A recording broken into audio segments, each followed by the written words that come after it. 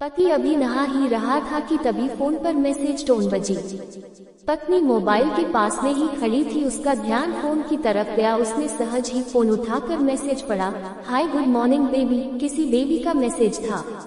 पत्नी सोच में पड़ जाती है कि अब ये बेबी कौन है। तब तक पति भी नहाकर बाहर आ चुका है। पत्नी उसे किसी बेबी का मैसेज आया है बताती है।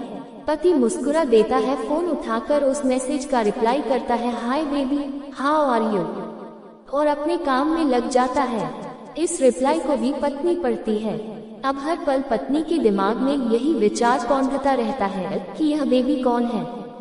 शाम को पति घर आता है। पत्नी उससे पूछती है, ये बेबी कौन है। पति जवाब में सिर्फ मुस्कुरा देता है और फिर से अपने काम में लग जाता है। 2-3 दिन बीत जाते हैं। उन विचारों ने अभी तक पत्नी का पीछा नहीं छोड़ा था और फिर से पति के मोबाइल पर फिर एक बार बेबी का मैसेज आता है, आज तो मिलोगे कि नहीं, तुम्हारी बहुत याद आ रही है। इस मैसेज ने आग में घी का काम किया। पत्नी का शक और भी ज्यादा पक्का हो गया। बीच बीच में ऐसे मैसेजेस का आदान प्रदान होता रहता और पत्नी के मन में शक की जड़ें और गहरी होती गई। पति पूछने पर भी जवाब में सिर्फ मुस्कुराहट के और कुछ नहीं कहता। ये शक गुस्सा बनकर तब ज्वालामुखी की तरह फट पड़ता है जब एक दिन उसे अपने पति की जेब में सिनेमा की 2 टिकटें मिलती है। पत्नी अपने पति से बहुत झगड़ती है। पति उसे समझाने की कोशिश करता है लेकिन वो कोई भी बात सुनने को तैयार नहीं होती। पति को भी उस पर गुस्सा आ जाता है और यह झगड़ा और भी ज्यादा बढ़ जाता है। गुस्से में पति घर से बाहर निकल जाता है। पत्नी का गुस्सा पति से कई गुना ज्यादा होता है। तुरंत वो अपना सारा सामान पैक करती है। एक चिट्ठी लिखती है कि मैं मायके जा रही हूँ हमेशा के लिए, और पति का घर छोड़कर चली जाती है। गुस्सा शांत होने पर जब पति घर आता है तो चिट्ठी पढ़कर उसके होश उड़ जाते हैं। 10 दिन बीत जाते हैं और गांव के उस घर पर डोरबेल बजती है जहां पत्नी रहने चली गई थी। पत्नी दरवाजा खोलती है। दरवाजे पर 10 साल की एक छोटी बच्ची हाथों में चिट्ठी लिए खड़ी है। छोटी बच्ची पत्नी को वह चिट्ठी देती है।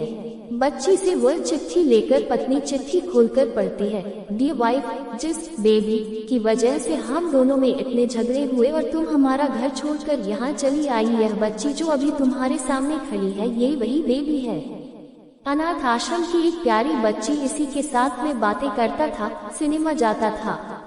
पहली बार जब तुमने बेबी के बारे में पूछा था तो मैंने जानबूझकर तुम्हें नहीं बताया था। सोचा था थोड़ा मजाक करता हूँ, देखता हूँ तुम कैसे रिएक्ट करती हो, लेकिन मैंने ये कभी नहीं सोचा था कि तुम्हारा शक इतना बढ़ जाएगा कि तुम घर ही छोड़ दोगी। हाँ, सबसे जरूरी बात ये तो बेबी है, वो किसी और की नहीं बल्कि तुम्हारी ही बेटी है।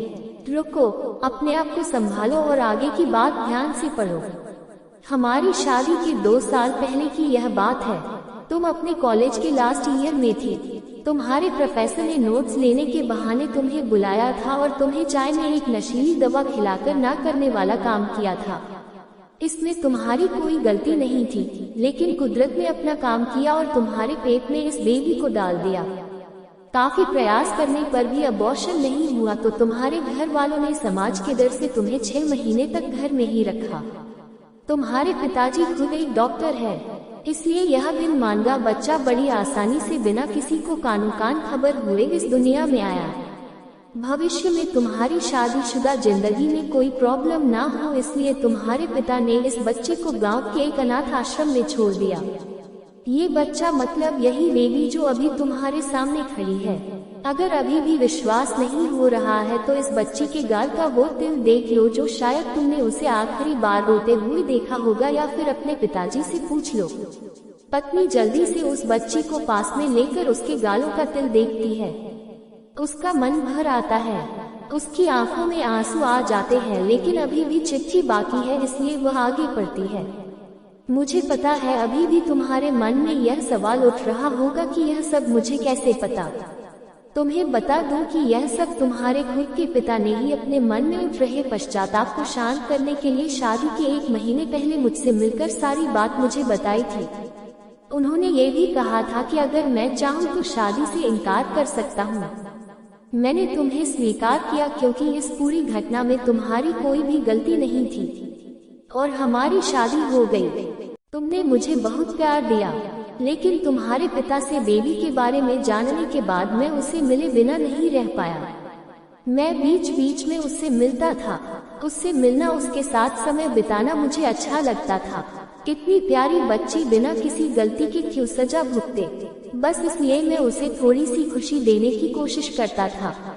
बस मुझे इतना ही कहना था। अब अगर तुम फिर से अपने घर आकर मेरे साथ रहना चाहो, तब और सिर्फ तभी गैलरी में आ जाओ, तुम्हारा और सिर्फ तुम्हारा पति। बिना एक क्षण की भी देरी की पत्नी दौड़कर गैलरी में पहुंची और वहां पर उसका पति खड़ा था। उसके चेहरे पर मुस्कान थी और पत्नी की आंखों में आंसू। कारण कुछ भी हो, दोनों के बीच में कभी भी शक को थोड़ी सी भी जगह मत दो, क्योंकि दुनिया में हर बीमारी का इलाज है, लेकिन शक नाम की बीमारी का कोई इलाज नहीं है। मन शांत रखो, जो भी मन में आए एक दूसरे को बताओ।